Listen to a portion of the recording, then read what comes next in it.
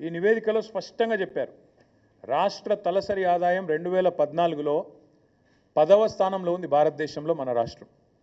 రాష్ట్రం ఏర్పడ్డ నాడు తెలంగాణను మాకు కాంగ్రెస్ అప్పచెప్పిన నాడు ఆనాడు 10వ స్థానంలో తలసరి ఆదాయంలో ఉన్న మన తెలంగాణ ఈ నివేదిక ప్రకారం ఇవాళ నంబర్ 1 స్థానంలో ఉంది. మేము ఇచ్చిపోయినాడు 2022-23లో వీళ్ళకి అప్పచెప్పిపోయినాడు నంబర్ 1 స్థానంలో ఉంది అని చెప్పి ఇదే నివేదిక చాలా స్పష్టంగా కుండబద్దలు కొట్టింది.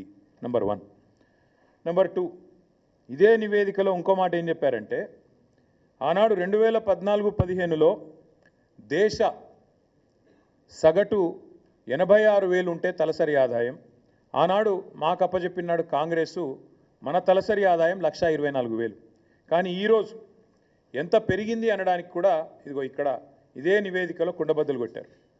భారతదేశం మొత్తం సగటు తీసుకుంటే 84,000 నుంచి 1,86,000 నుంచి 1,84,000 పెరిగితే మనది దాదాపు 2 రెట్లు భారతదేశ సగటుతో పోలిస్తే 2 రెట్లు 3,56,000 ఉంది అని చెప్పి ఈ నివేదిక కుండబద్దలు కొట్టింది.